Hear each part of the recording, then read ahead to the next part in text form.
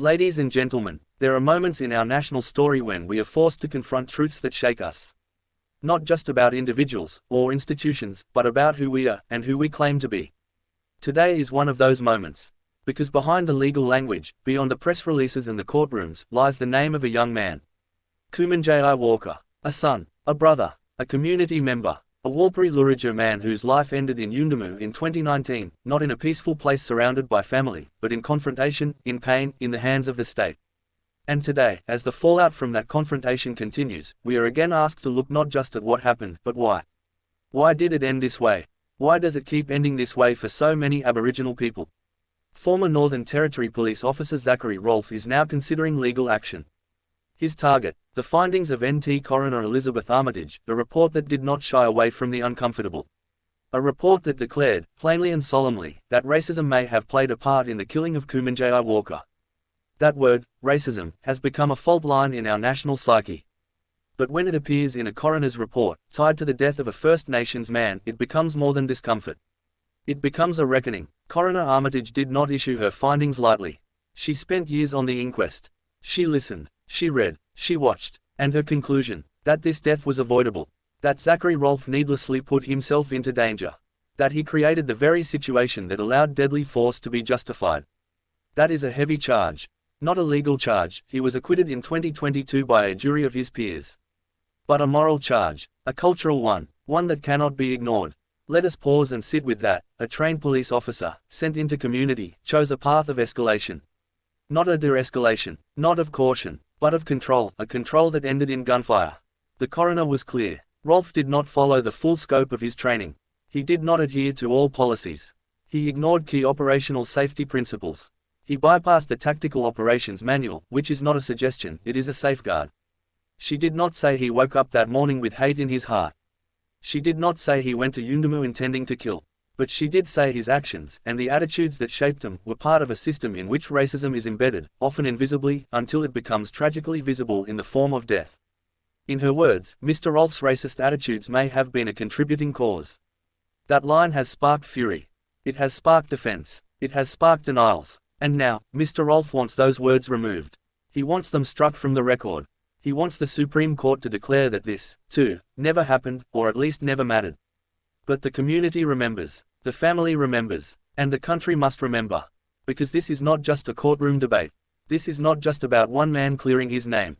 This is about a system being held to account. Finally, Mr. Rolfe's lawyers responded with a statement. They say he was calm.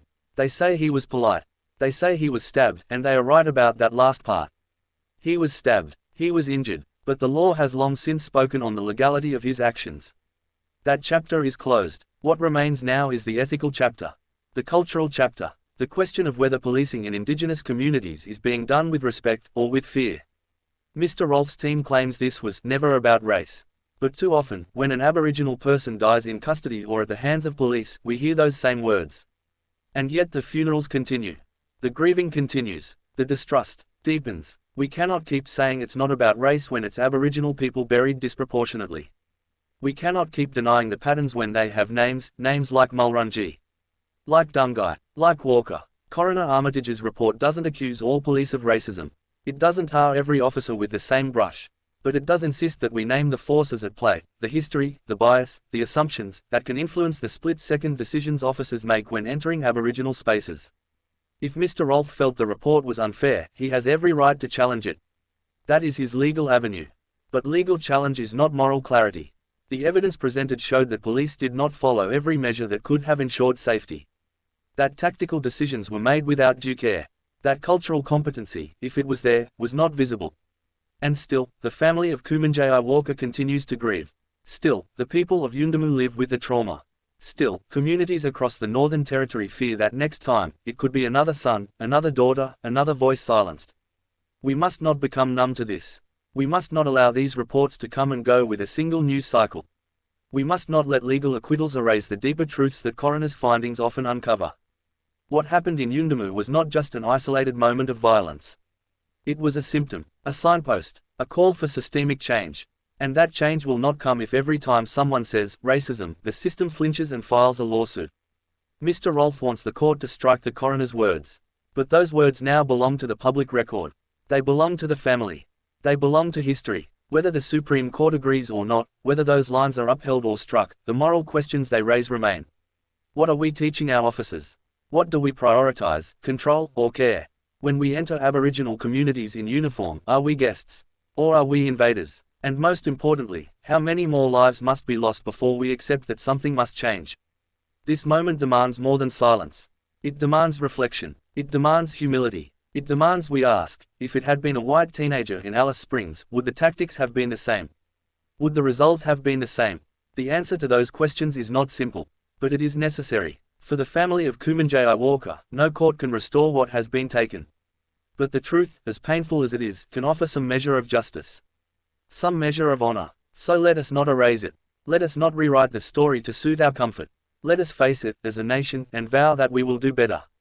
Not tomorrow. Not after the next inquest. But now. For Kumanjayi. For every name before him. And for every child who deserves to grow up without fearing the knock on the door. Because justice is not just about verdicts. It is about truth. It is about memory. It is about change. And that change begins with the courage to say, we must listen.